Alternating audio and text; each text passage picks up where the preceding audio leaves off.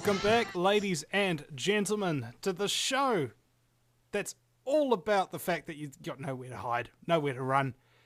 We're all slaves, and we live in a slave, serf, scumbag-controlled planet. And if we don't expose those who are really behind the scenes in control, we're going to be screwed a hell of a lot worse than we are already. My very special guest, coming at us all the way from the Uber Kingdom, named after the Saxe-Coburg Gotha Regiment, is Chris Spivey. Welcome back. Thank you, Vinny. All right. Vinny, over here, just before Christmas, I was contacted by a social worker who used to work for the NSPCC, which, if you don't know, the NSPCC is the National Society for the Prevention of Cruelty to Children. It is a massive charity, government-funded charity at that. Now, the reason for the contact was because this social worker, Sue, her name is, her and two of her colleagues had been hounded out of this organisation simply for exposing an MK or ANC terrorist called Hein Grosskopf. Now, in 1986, Grosskopf, South African, he saw a very well-to-do white family. His dad was the editor of Beeld, the Beeld newspaper, which is, I think, the biggest one in South Africa. Very, very prominent professor, very upper-middle-class family. He buggered off to join the ANC in 1986, leaving a wife behind. And within 3 months, he was in MK. Now, for anybody who doesn't know, MK is the terrorist wing, the paramilitary wing of the ANC, the ones who set the bombs off and whatnot. To cut a long story short, he fled to England in 1991. Now, at that time, England, Ken Baker was the Home Secretary. He was looking to kick all the ANC MK terrorists out of England. This Grosskopf, he entered the country on a false passport under the name of Evans, and he stayed. But not only did he stay and get leave to stay indefinitely, he miraculously became a qualified social worker, registered with the General and Social Care Council. Now, he had to be fraudulently registered. I broke the story. A lot of people contacted the NSPCC, who refused to answer to start. I had a bit of a spat with an MP who supposedly brought all these paedophiles in British politics to the forefront. But that's a different story. But there's a load of old bollocks anyway. But I had a spat with him on Twitter over it. He said he'd sort of read my article and get back to me, which he never did. A lot of people contacted their politicians about this, mass murderer, basically. Although he received amnesty at the Truth and Reconciliation Committee for one bomb on the Witwatersrand military complex, which killed one person and injured about 70 others. Although at the TRC, the Truth and Reconciliation Committee, they refused to say that. They just said that 30 people was injured. They didn't admit to any deaths, although that's not true. But he was the most wanted man in South Africa with a 50 rand price on his head when he entered the country. So, and we have an extradition treaty with South Africa. We did at the time as well. Yet they let him stay, become a social worker. Well, to have in charge of grief counsellors, incidentally, children's grief counsellors. So, like, you have a mass murderer in charge of grief. That's like putting a paedophile in charge of a children's swimming class, you know? A lot of people contacted their MPs, got nowhere. finally, the NSPCC bowed to public pressure and issued a statement saying that he wasn't wanted by any government. The TRC said that he didn't commit a crime, which is once again bollocks.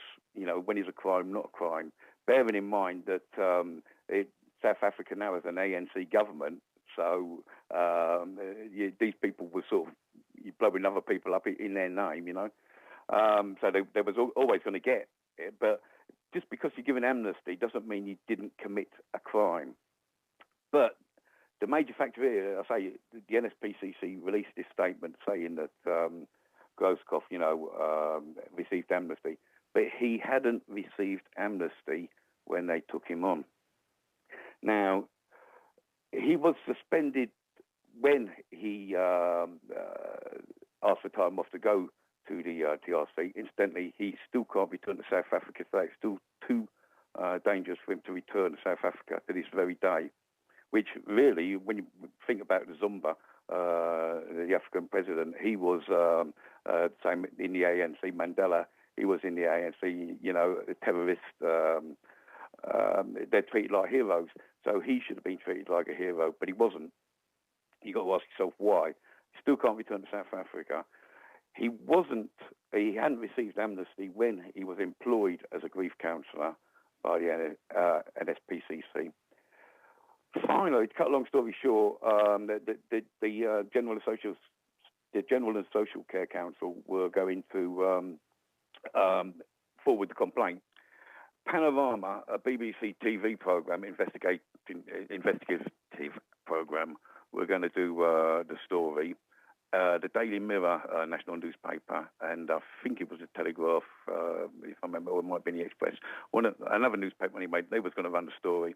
All three got warned off. Now, the Queen is the patron of this charity.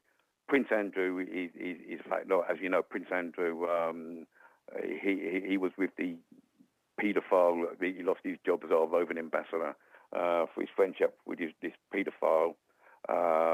Peter Mandelson, who they call the Prince of Darkness, twice drummed out of British politics for wrongdoing, sort of fast-tracking passports for his boyfriend, his Brazilian boyfriend and whatever. A known paedophile as the sort of face of the NSPCC. And we cannot get any answers. I say, the NSPCC statement that they released was total bollocks. I proved it was total bollocks. My own MP, will not even answer me, will not even acknowledge that he got my emails. The list is long. We have Tom Watson, Eric Pickles, 10, 15 MPs, all refusing to acknowledge people. John? You're aware of Pie and Mash films, right? I am, yeah, Bill Mahoney, yeah. Yeah.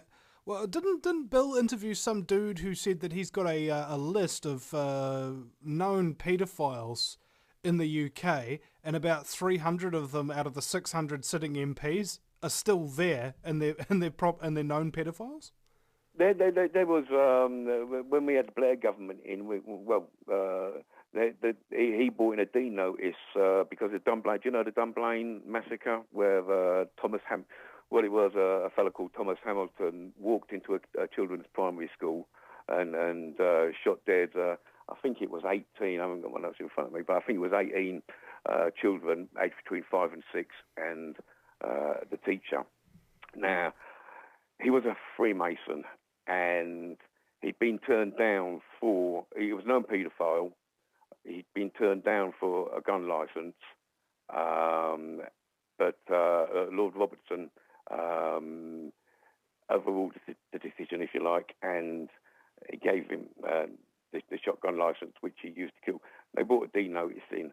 They're all connected to a very high children's paedophile ring, a Scottish paedophile ring, and the evidence is protected under the 100-year rule. Like normally you get 30-year disclosure rule, but it's locked away for 100 years. But Tony Blair brought this D notice in. under the guise of national security for the first Iraq War, which, but it wasn't. On top of that, he'd been caught flashing, if you like, in men's toilets. Which seems a popular pastime for British prime ministers. I don't know how Margaret Thatcher got on with it, but Edward Heath was known for it, which he was blackmailed into taking us into the EU, or Common Market as it was then, for the same thing, and for taking boys from the Hortgau in Jersey, boys' home, out of these boats, for ice and whatnot. But so Tony Blair protected all, because a lot of them were caught up within Operation Ore, where they caught all the internet paedophiles, buying porn and whatnot. And I think that's the list you're talking about. They're still in politics. I mean, we've got the case where Ken Sue Clark, I call him, a heavyweight politician from the Thatcher era who's still in the Cameron government today. Ben Fellows, a former child actor, publicly accused him, and I believe has even made a police statement now, which was at the end of November, according to the TAP blog. Ben Fellows made, I say, and what the claim is, although he was 18 at the time, Ken Clark believed that he was 15 and touched his penis in the House of Commons through his trousers in a fellow called Ian Greer's office, who is a lobbyist. And I say Ken Clark says he's through, but he hasn't. We'll be right back, ladies and gentlemen, after the break with a little bit more from Chris Spivey. Let's see. Welcome back, ladies and gentlemen, to hour number 2 of the fastest 2 hours in talk radio. It's the Vinny Eastwood Show, the lighter side of genocide. Because in a world so full of chaos and madness and pedophilia, if you lose your sense of humour, you'll go friggin' nuts. Speaking of which, my very special guest, Chris Spivey. Chris, do you have a website, mate? I do, yes. www.chrisspivey.co.uk. Everything that I've been talking about on here tonight is on there as well. So yeah, check it out. But get back to this our politicians being involved in paedophilia. It seems a common thing. This taking children to the House of Commons. Cyril Smith, who is dead now, all he did. The only ones who seem to be responsible for paedophilia are all dead. As soon as they die, then easy target, obviously. But try catching the live ones. That's a different kettle of fish altogether. But Cyril Smith used to take these young boys to the House of Commons and whatnots. And this is what Ken Clark, Ben Fellows, has accused Ken Clark of doing. I say the fact that, disregarding that he was 18 at the time, Ken Clark thought he was 15. That's the all-important thing. He thought he was 15. And Ian Greer, whose office there was in when this alleged assault took place, was tied up with a fellow called Derek Lord. Derek Lord is a bit of an enigma,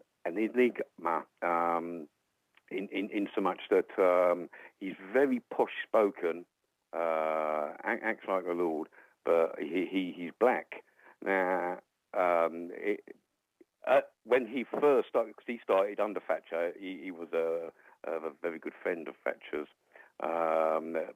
Black politicians were relatively rare, although he did try to make a politician, but he never quite cut it, but he became a lobbyist anyway. He was named in 1999 in Scallywag magazine as a serious child rapist. Whoa. Did you say Scallywag magazine? I did, yes. That is the most awesome sounding magazine title I have ever heard in my life. It's defunct, actually. Another prime minister was responsible for that. John Major. They accused John Major of having an affair with someone who worked in the number 10 Downing Street kitchens. Turns out he wasn't having an affair. He sued, took him to the cleaners, but he was having an affair with Edwina Curry instead, who, incidentally, I believe that she attended Thatcher's funeral with John Major and Norman Major. I wonder if they had a conversation there about the old times.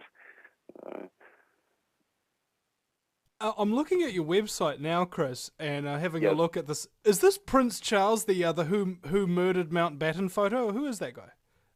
Mountbatten was he was the great grandson of Queen Victoria, an uncle to Prince Philip, who I call the Duck.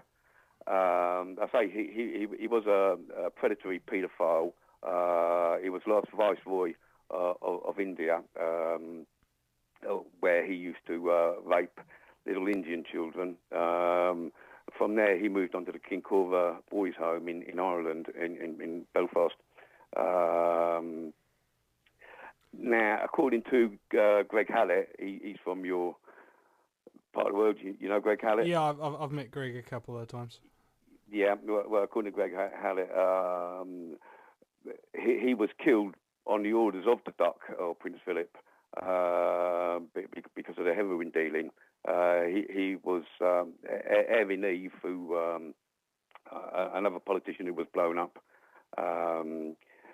He was supposedly got at Mountbatten and was going to expose this heroin dealing ring. And we're talking about a major international ring. And let's not make any bones about this, Vinny.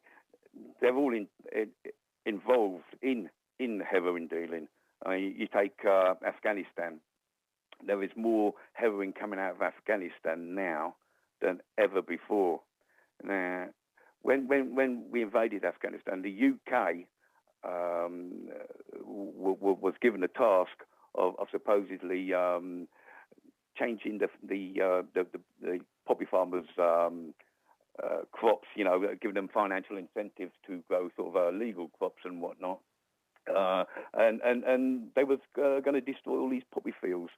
Now, with the technology that they have, you can't tell me that they can't find these poppy fields. They can listen to a man, from space. They can listen to a man on his mobile phone conversation, pinpoint a man, but they can't find all these acres of poppy fields.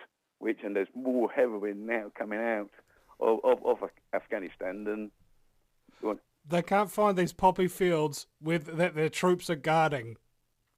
Yeah, exactly. That's the one. I can't find it. Which poppy field we're supposed to be guarding? Is it that one or is it the neighbour's one? I don't know. I can find them on Google Earth, mate. So with their kind of technology, but apparently they can't find them. But the government and the royal family are all involved because it is a £1 billion industry, and it's hoping to pay the interest on this fraudulent debt as well, keep the country afloat, like they do. So anyway, apparently the IRA officially blew Mountbatten up on his fishing boat. One man, Thomas McMahon, who carried this 50-pound bomb onto this royal fishing boat, planted it, got arrested that same night, and but someone else detonated the bomb, blew him to bits. But according to Greg Hallett, it was on the orders of Prince Philip, because he was going to talk to Erin Eve and they were going to expose. But whether that's true or not, I don't know, Vinny. But he was a predatory paedophile, as I say. He was having a relationship with Edward VIII, the king who abdicated, married Wally Simpson. Well, Edward VIII was a cross-dresser anyway. The Queen Mother was hopelessly in love with him. Incidentally, Bill Mahoney of Pie Mash Films, he stood on the steps of Trafalgar Square and publicly called the Queen Mother a paedophile. And wasn't arrested for it. She was all over the country, So I printed an article the other day. Actually, I found when she used to have these dinner parties and then she'd make her guests sort of run around the living, making out they was horses in a horse race. She'd whip them. Anyway, this woman who supposedly married the Queen's dad was hopelessly in love with Edward VIII, who, as you know, married the old slapper Wallis Simpson, and she was a right old slapper. No, let's not make any bones about that.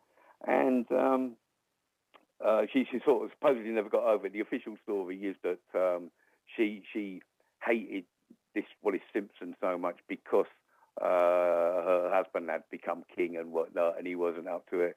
He had a very low IQ, actually. Take no notice of that film, the King's Speech, a lot of propaganda that is. But she was hopelessly in love with Edward, who, I say, was a cross-dresser, had an affair with this Mountbatten, his cousin. Now, Mountbatten was the uncle, proper uncle to Prince Philip, whose last name is Mountbatten as well. And from there, from abusing him, he then moved on to Prince Charles with Prince Philip and the Queen's blessing, so to speak, I say, well, like we said earlier on, that's the way to them it's normal. To them it's normal. People just can't see it, they can't understand it, and this is the danger, Vinny, I say, because people are so closed-minded and unwilling to believe. They wave their little flags like, oh, the Queen, she's great, she's not great at all, mate. She will be our downfall. And if people don't wake up very, very quickly, we're all going to be in a lot of trouble. And that is the be-all and end-all, mate. That is the bottom line. But as it stands at the moment, people are waking up, but they're not waking up quick enough, Vinny. And things are moving very fast now, very fast. We've got all this the new bedroom tax coming in, so anybody who's living in out of work, who have 2 bedrooms and they're only a couple, they're not being their benefits are being cut, which benefits are a minimum anyway. Although there's a propaganda mission going on in the mainstream media at the moment to sort of vilify them, make out that they're having it off at everybody's expense, which is totally bollocks, total bollocks. But they're cutting their money. I believe that if you're unemployed, you have to go for something like 5 jobs a week. Well, just last week, Ian Duncan Smith, our health secretary, was interviewed on radio, and he came unstuck because there was like eight people wanted a coffee shop, and 1,700 people applied for it for minimum wage. Incidentally, they've just increased the minimum wage by 12 pence an hour. Gives you £4.80 extra a week to slog your bollocks out. And the Queen was advertising for a gardener, funny enough, working out all hours, had to have a diploma in gardening or whatever, and she was paying something like 10 pence above the minimum wage. Whoever got that job would have still needed benefits, or would have been still entitled to benefits to top up the wage. And that's the richest woman in the world, paying peanuts for a head gardener, which is just a total piss take, mate. A total piss. She knows that whoever took that job would be dependent on a top-up benefit. Yeah, and yet she's still, that is the money she was paying. How can you justify that? How can she be gracious or noble, or when she can't even pay her staff a living wage? And I say benefits are being cut at the rate of knots. And once the poor, we do have children starving in this country, make no mistake about that either. People are committing suicide. Just a couple of days ago, a fellow who'd had a stroke, partially paralysed, he was taken off incapacity benefit, deemed fit for work, shot himself because his benefits were stopped, because they have the power now. And it's also been proved that the staff at the job centres are paid to sanction people. So you have ordinary staff deciding who eats for the week and who doesn't eat for the week, which is absolutely disgraceful, This is the reason. Benefits of an entitlement.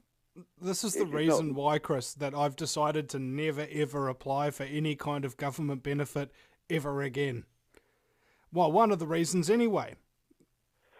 I don't know how your benefits sort of go. I say, but we've got absolutely stupid newspaper reports about people buying like Versace clothes, designer gear, and sending their children to private school.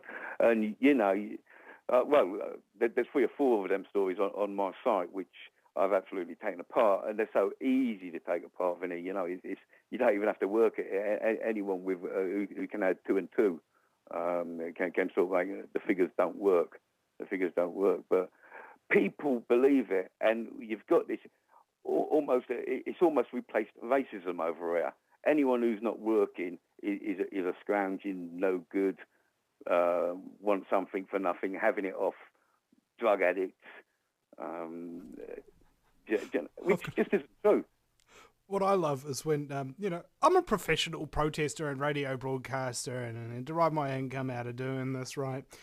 And then when I do protests outside, megaphoning on the side of the street or whatever, you have people who drive past, and this is their political engagement for the year: get a job! Exactly, and get a job. Well, people would work if, 8 people, 1,700 applicants for minimum wage as a waitress in a coffee shop. That's the kind of job market at the moment. And even when you get a job, and they're saying that people on unemployment benefit are better off not working. Well, supposedly now we've had the benefits change, so no one can be better off on welfare than they are working.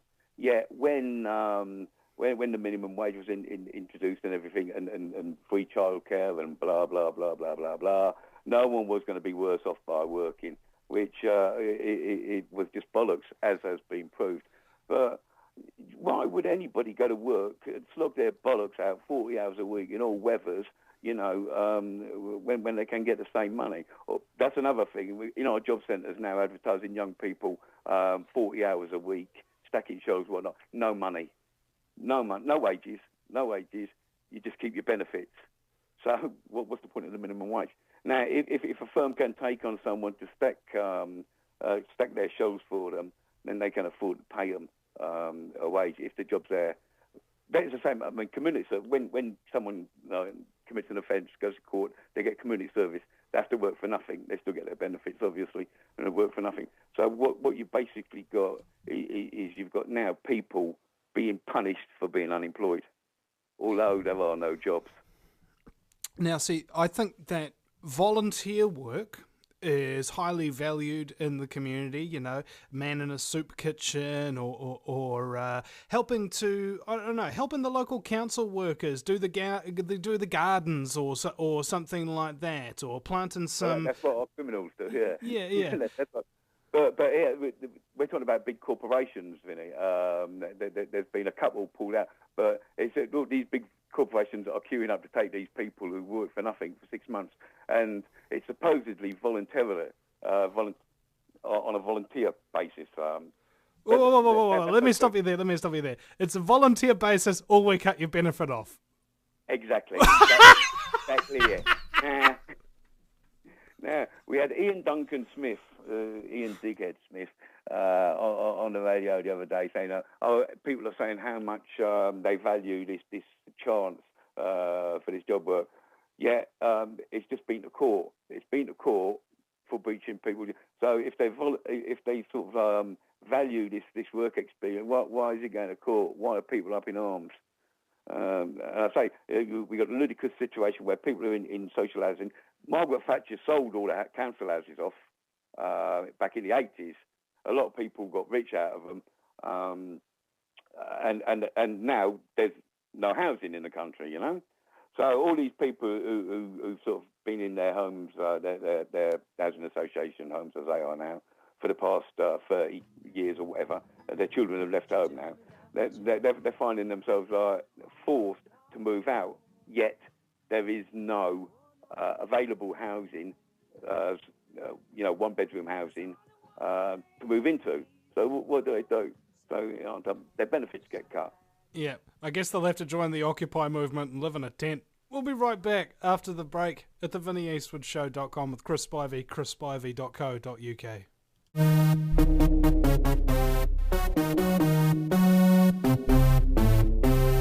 Read my article and get back to me, which he never did. A lot of people contacted their politicians about this, mass murder, basically.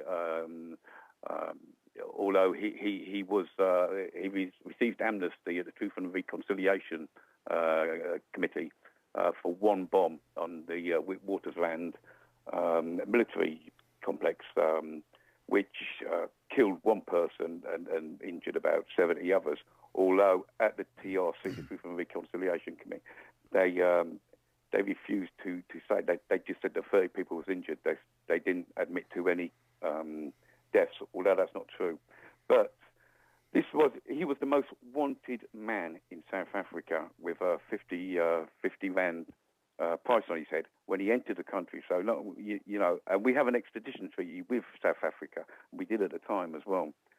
Yet they let him stay, become a social worker. Well, to have in charge of grief counsellors, incidentally, of children's grief counsellors. So, like, you have a mass murderer in charge of grief. That's like putting a paedophile in charge of a children's swimming class. Do you know? A lot of people contacted their MPs, got nowhere. Finally, the NSPCC bowed to public pressure and issued a statement saying that he wasn't wanted by any government. The TRC said that he didn't commit a crime, which is once again bollocks. When is a crime not a crime? Bearing in mind that South Africa now has an ANC government. So these people were sort of blowing other people up in their name, So they was always going to get it. But just because you give an amnesty doesn't mean you didn't commit a crime. But the major factor here, I say, the NSPCC released this statement saying that Grosskopf, received amnesty. But he hadn't received amnesty when they took him on. Now, he was suspended when he asked for time off to go to the TRC. Incidentally, he still...